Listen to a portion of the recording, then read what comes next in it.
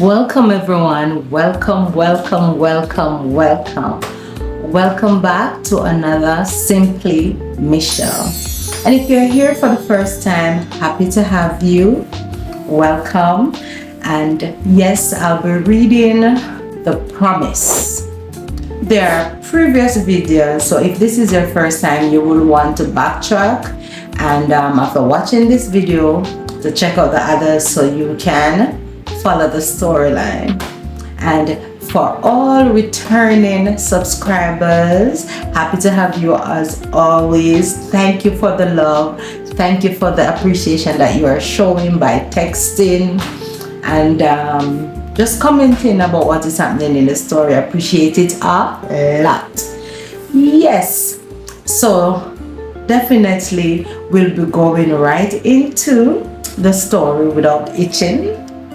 And of course, for those who are here for the first time, of course, these stories that I'll be reading, it's written by yours truly, moi, right? So let's get right into it.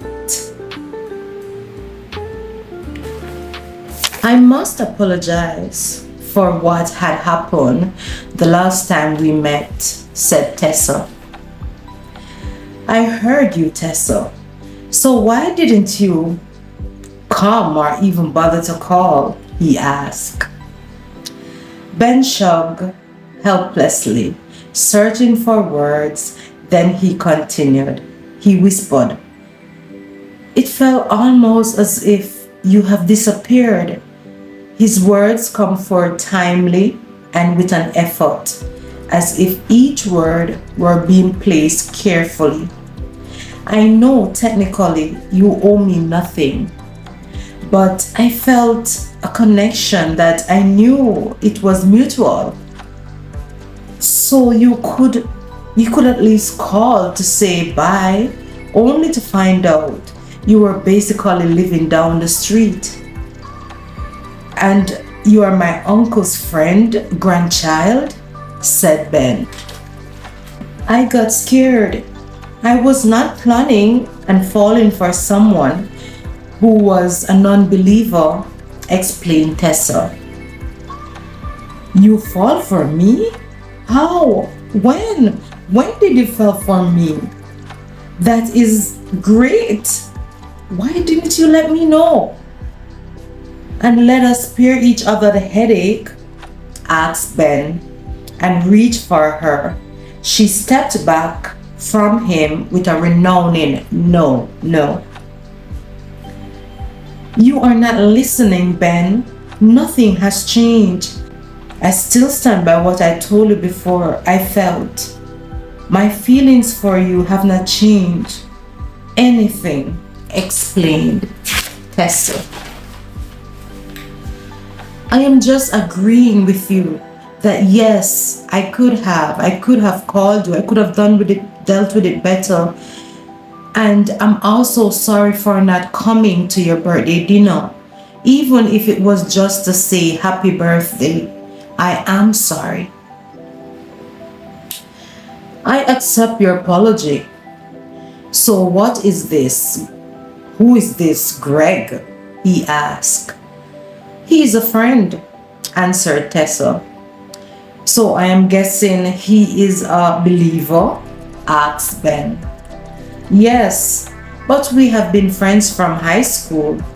Also, we are both medical students here, she explained. So, Miss Flynn, where do you live? Asked Ben. Don't you think it's too late for us to be acting formal? Asked Tessa.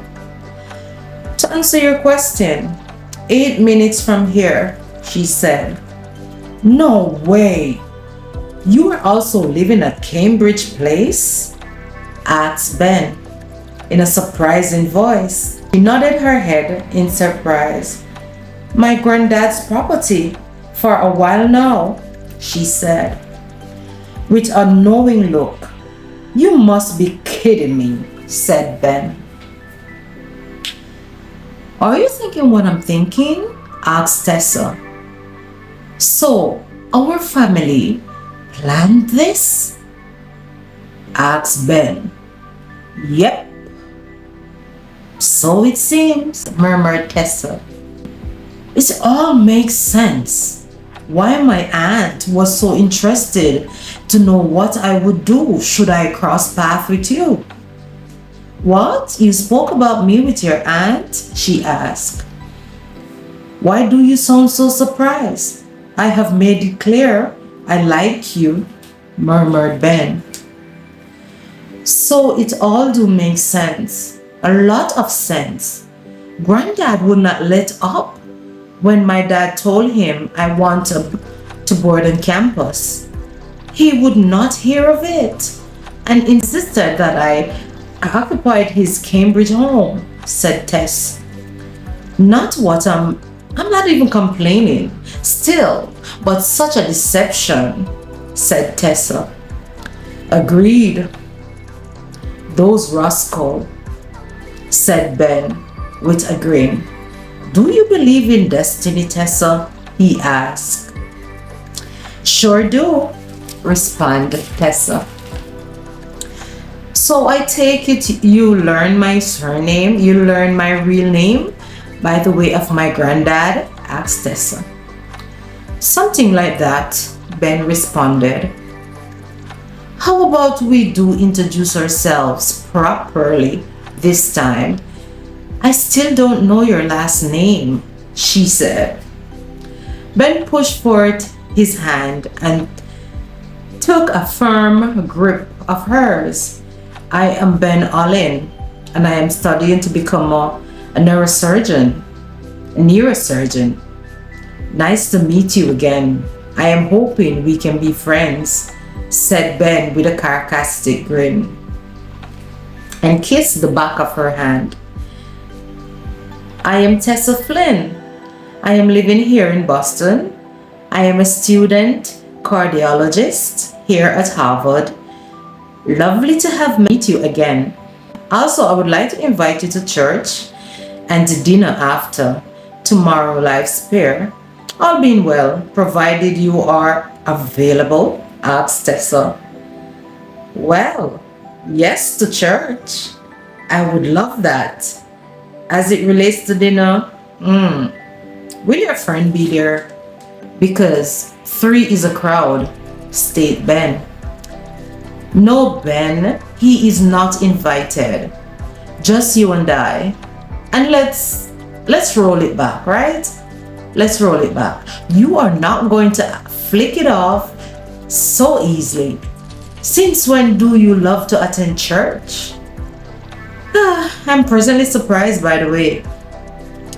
I am not complaining, but speak, said Tessa with a smile. What happened to that Greg guy? He's been, no, said Tessa, cutting Ben off from speaking. You are not going to change the subject. That's one thing I'm not going to allow you to do, Allen. Answer the question, said Tessa with a grin. We put all fun and joke aside. I think I have always believed there is a God. However, after our last conversations, I have been thinking, and you were right. My anger was misguided. It took me a while to see certain things clearly. I am not saying that I am perfect now, but I am not that bitter. I'm not at that bitter place where you have left me when we last spoke. And yes, I am trying to know him by reading his word and praying. So thank you, Tessa, for calling me out on my bull. I appreciated that, said Ben. You're welcome. Happy to have been able to help, said Tessa. Seriously, where is Greg? Asked Tessa. Speak of the devil. Hello? Where are you? You just up and left without a word, said Tessa. I know you would have said that. You were too captivated by your boyfriend to have noticed that I told you I was going to the men's room. It took you half of an hour to notice I left, said Greg. What do you mean left? Asked Tessa. Yes, love, I am at home. You are the one that needed to go to the library, not me. Plus, you have company. Fill me in later. Bye, said Greg, and hung up the phone and Tessa. That rascal, Tessa protests. Enough of Greg, said Ben. Enough of Greg? His name is Greg, shouted Tessa. My bad, said Ben with a smirk on his face. I am just about done with my research. How about we grab some lunch? I am paying, said Ben with a smile. Why not? Responded Tessa. What do you want for lunch? He asked. Something tells me you are not talking about Anneberg Hall, announced Tessa. Nope, I am not.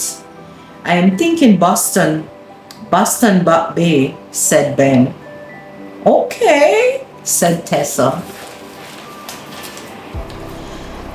The Back Bay restaurant was overflowing with greenery.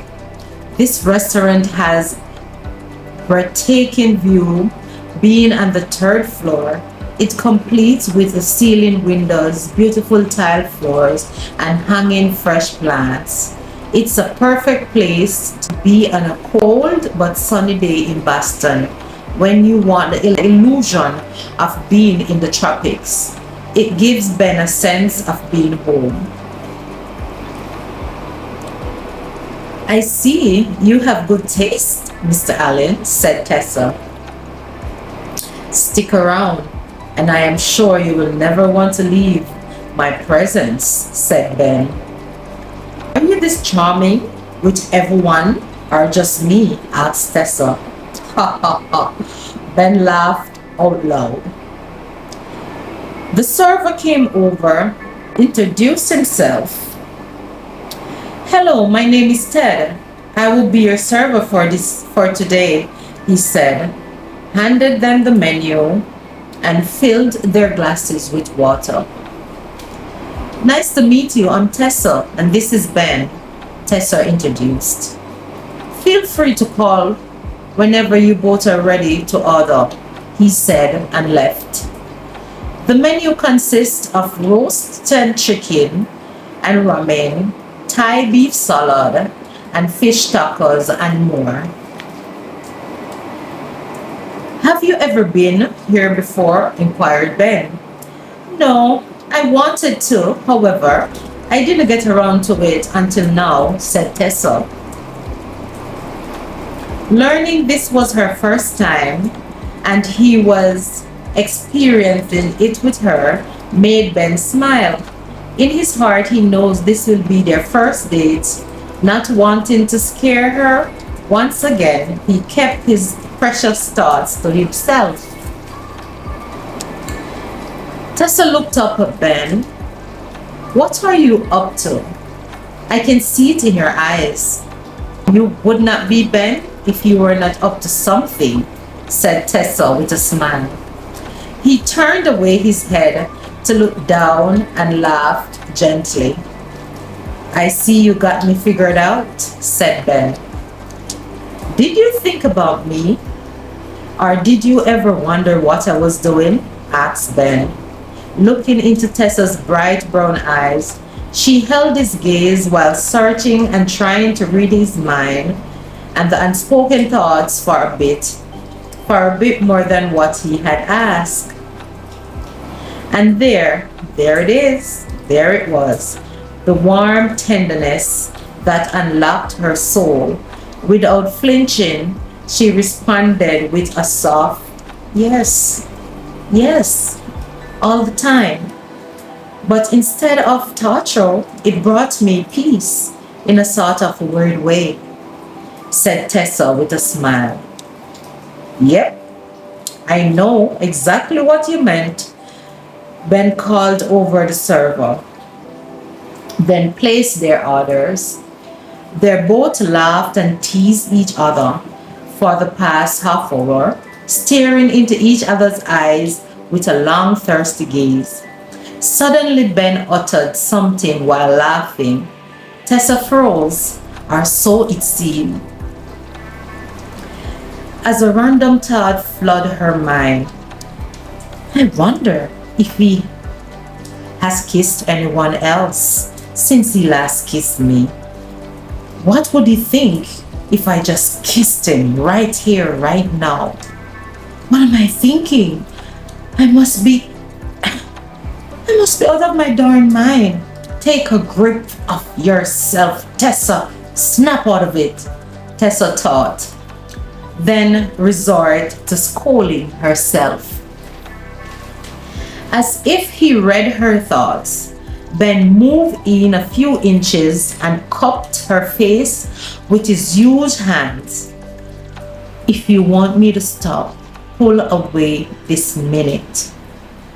Say it now, he said with a painful, hoarse voice. Tessa felt even more touched that he took the time to ask. She quickly moved in and kissed him. He smiled like a sly fox and returned the favor. Ben thought he loved her before, but now without a doubt, deep in his heart, he's sure she will be his wife. Her voice was raspy. She was breathless and a little embarrassed. It all made Ben smile. Their lunch has finally arrived, and Tessa felt relieved, feeling awkward after revealing the depth of her feeling for Ben in that passionate kiss. Now she feels naked. Tessa realized her compatibility with Ben has become a guilty pleasure. So she is rethinking having him over alone for dinner, not sure if it was such a smart idea anymore. Is everything okay? Is it your lunch? You're not enjoying it? Asked Ben. No, the food is great, answered Tessa. So what is the matter? It's clear to see something is on your mind, said Ben. Tessa stared at the utensils in her hands for a few seconds before answering Ben's question. I have been thinking, maybe it's not such a good idea to have you over for dinner, just the two of us, she said. Why is that? Is it because of the kiss earlier? Asked Ben. Yes, but also I have come to the realization that my feelings for you are much stronger than I previously understand. And being in your presence alone, it's getting more difficult to handle whenever we get caught up with each other. I assure you, I do not make a habit of losing control or making out with just about anyone. But you, Ben, when I'm with you, I find that I am losing all sense and sensibility. And truth is, I can't afford to lose sight of my faith, explained Tessa. He looked at her, then cleared his throat. Good, said Ben. Then it is all settled. What? What do you mean by it is all settled? Aren't you listening to me? Said Tessa. Tessa, you love me. I love you. So let's make it official. Going out with each other, I would say. I've loved you from the first time I laid my eyes on you. And I have not hid how I am feeling about you. Yes, I know you're big on your faith. And also, I admire and respect that about you. And truth be told, I am glad that you are a woman of integrity who fears the Lord. You made me want to be a better man. And you are the woman I would love to marry, spend the rest of my life with, also to bear my children, to have out my lot with you. And you will bring me great joy. I know it. I'll do my best to make you happy. I know we will make good parents, reassured Ben. Tessa smiled weakly as she swallowed. Oh, so that is how you really feel about me? I'm glad we have this conversation. I guess you would prefer I stayed at home as well instead of having or pursuing a career? Asked Tessa with an irritated look on her face. Instantaneously, Ben realized that this conversation was not going to end well, so he must choose his words carefully and perfectly. Clearly, I have said something wrong, but I just want you to know I meant no offense. And of course, hoping that one day, should you give me a chance to be your husband, I will have a perfect proposal that will knock you off your feet.